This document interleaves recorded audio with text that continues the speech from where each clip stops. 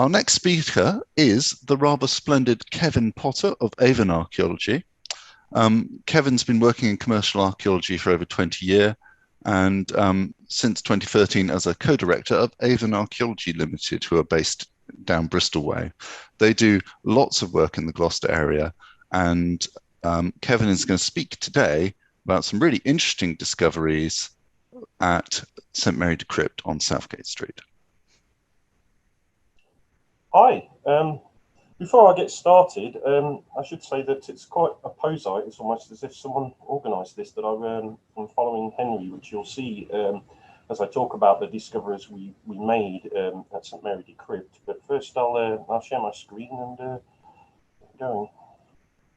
Okay, so back in 2017, in fact, before that, the first time I came to this site, Mary de Crypt, was in 2014 for a short piece of work. But we came back to Mary de Crypt in 2017. Now, for those who don't know Mary de Crypt, it's a church which you can see there that still stands on Southgate Street. It's got what you see today, what you're looking at here, is a mix of 14th century and 19th century restoration work. But the church itself has origins that go back possibly into the, certainly into the pre-conquest period. We don't know quite how early it does go back, but it's a medieval church that sits on one of the major thoroughfares, Roman thoroughfares of Gloucester. I'll move forward to another slide.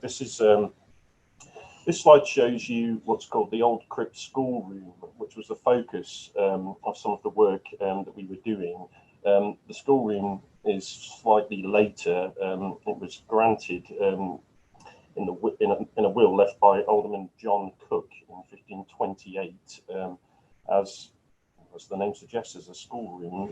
It later became a Sunday school in 1862.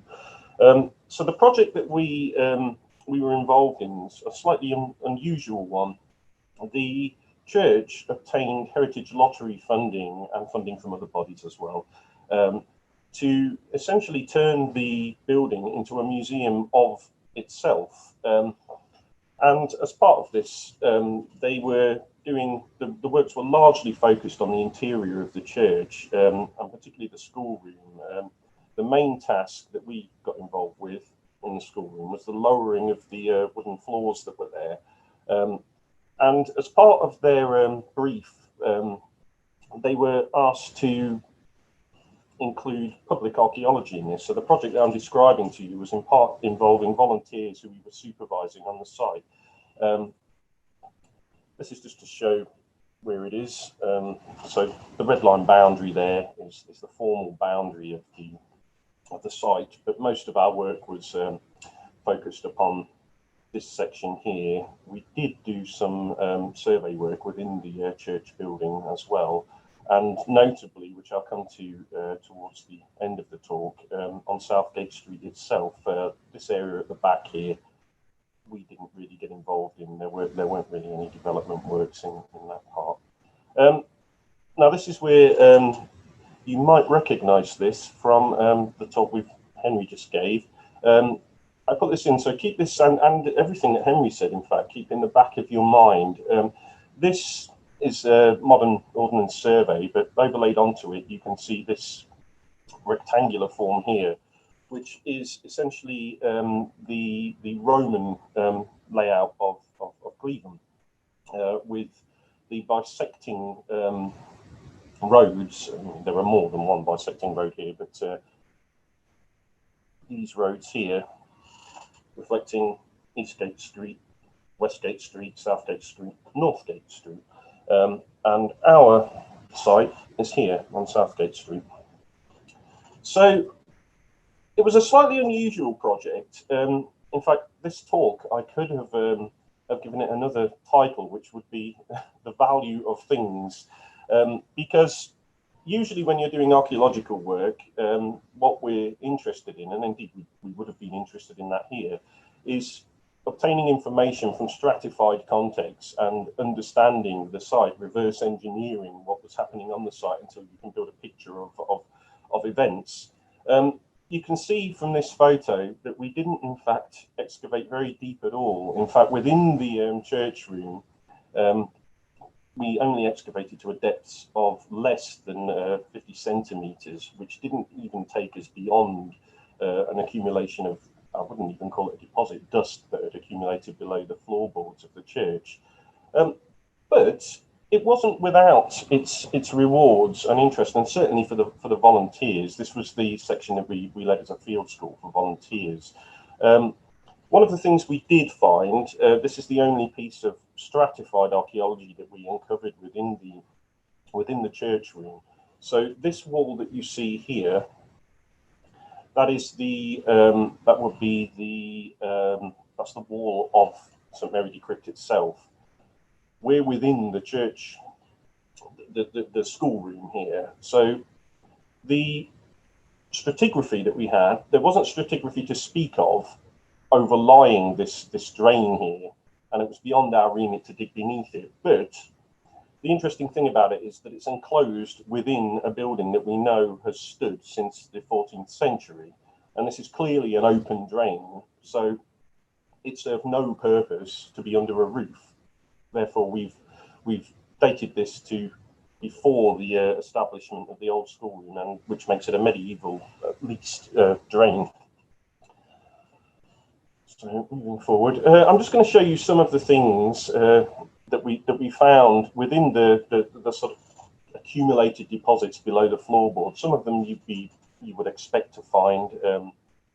So we've got stylus and tablets that clearly derive from either the Sunday school or possibly prior to that the schoolroom, but they're not unexpected in that context. It's quite a lot of the volunteers found it quite interesting to see what the slates look like. Most of the slates, this is just one of them that we found on site, had inscribed areas for working. We also found 3 of these items, which upon study after leaving the site, we discovered are functional models of cannon. I think, in fact, some of these are on display in Discover DeCrypt, as it's now called. Brass compasses, and we found residual Roman pottery, more than these 3. These are just an example to show you a couple of examples of Samian, some black burnished ware there. Notably, most of the pottery that we found wasn't badly abraded, which suggests that it hasn't travelled far, even though they were located within deposits that are far later than the Roman period. So, one of the as the project moved on, we got called out unexpectedly, and one of the things that had happened, the developers were connecting services, which revealed two things. I'll come to the most important one later.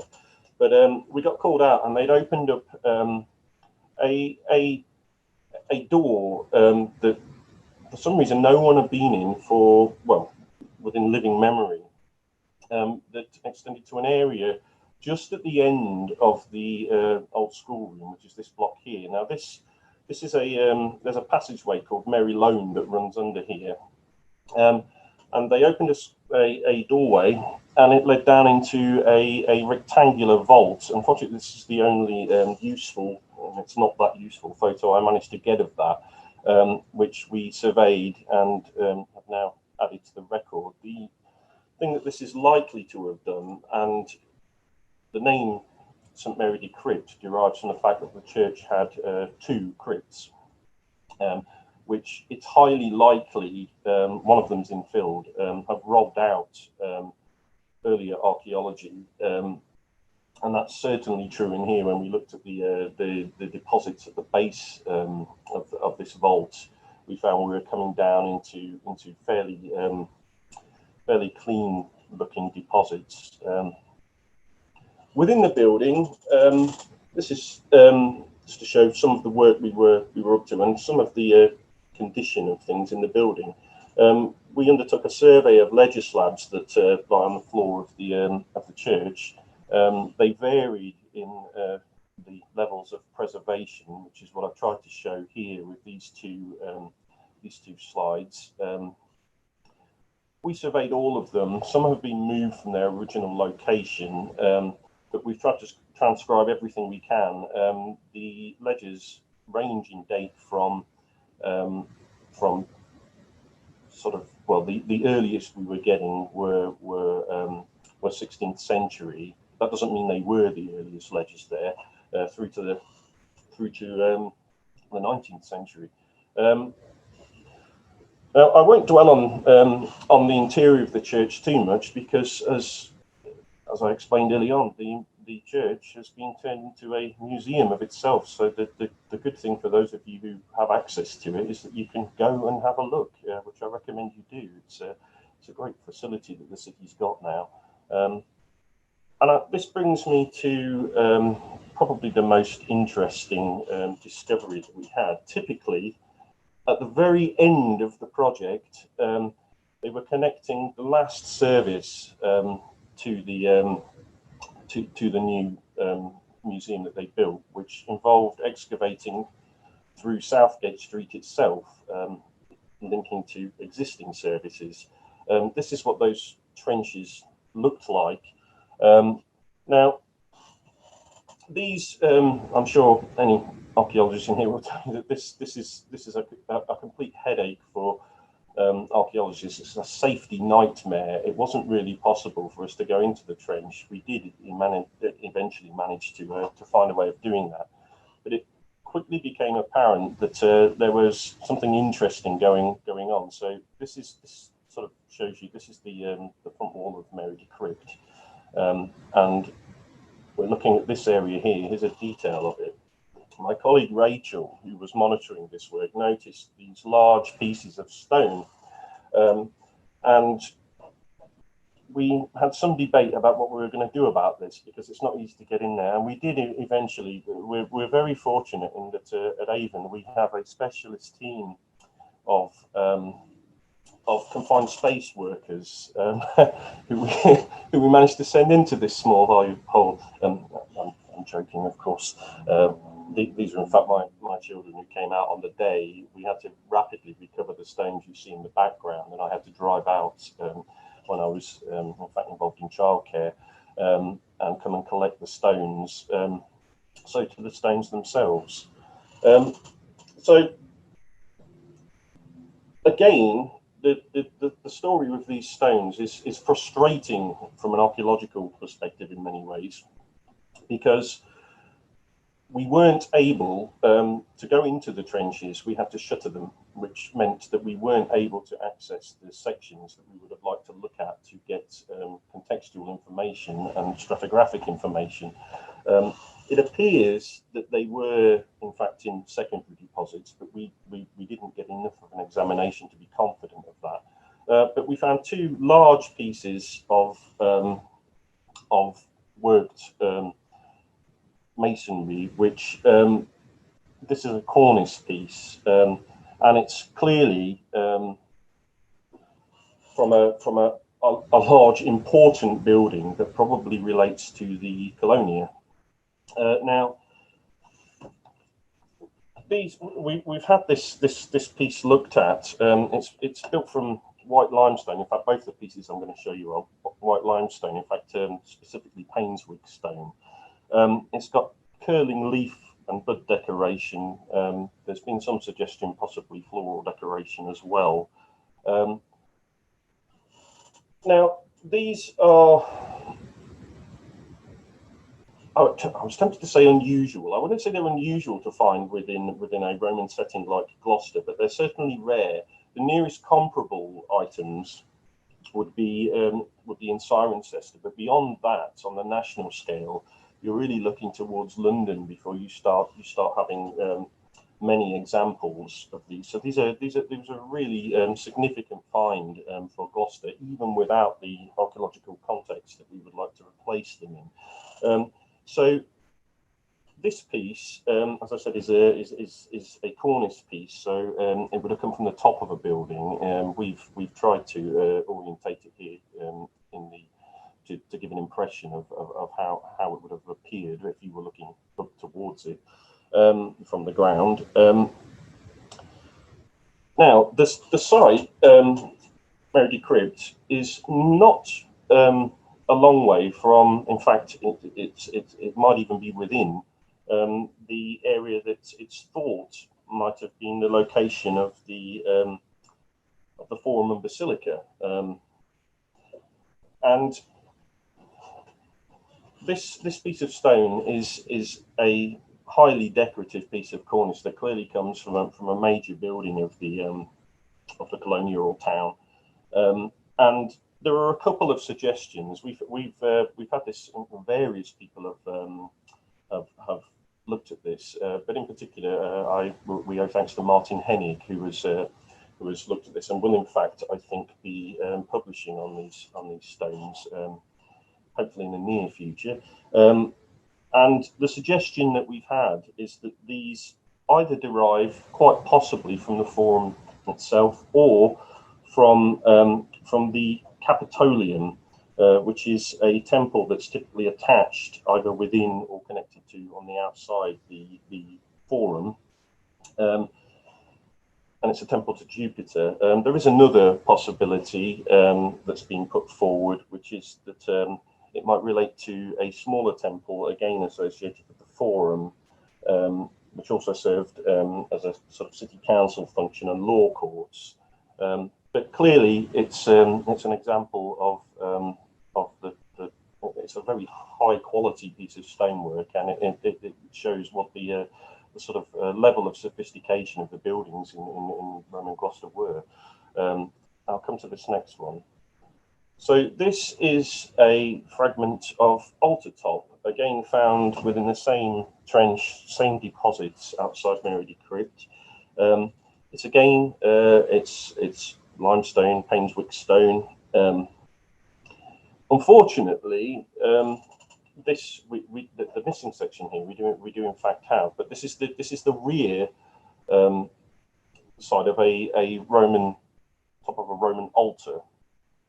It's likely that this face we're looking at here actually was stood against the wall, so it was not designed ever to be looked at.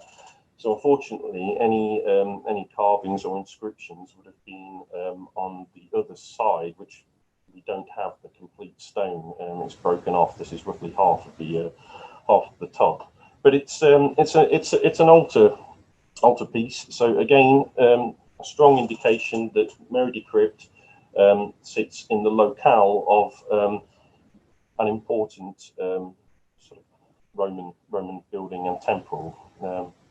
This is the last slide I'm going to show you.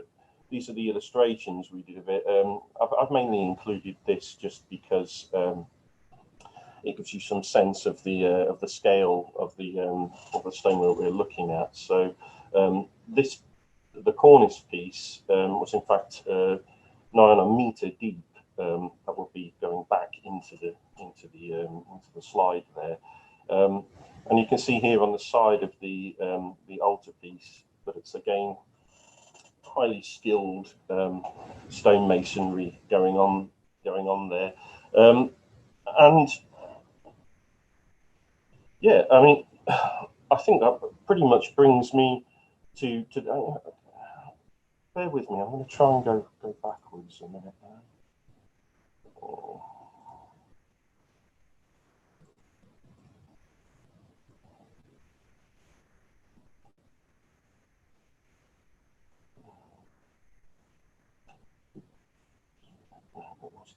Yeah, there we are. So if I come back to this just briefly, you can see the deposits that we're looking at the side here. Now these are earlier than the deposits that are accumulated below the wooden floor of the old schoolroom. We did, in fact, back in 2014, when Avon Archaeology was Avon Archaeological Unit Limited, I was involved in the project, and we excavated a couple of test pits through those. Now, this deposit that you're looking at here is post-medieval in date, but we dug down to roughly sort of 80 centimetres below that, and as you go down, there were we think, get to stratified Roman deposits at the very bottom of that sequence. But throughout the sequence, there are unstratified Roman finds that we're finding mixed in with medieval pottery, including a 2nd century denarii. So that's the kind of levels that the stones were coming from. So it is possible, even though we don't have the evidence, given the circumstances we had to excavate it in, that they were in their original context. But I'm careful in saying that, because we simply don't know, and it's possible they're from secondary contexts.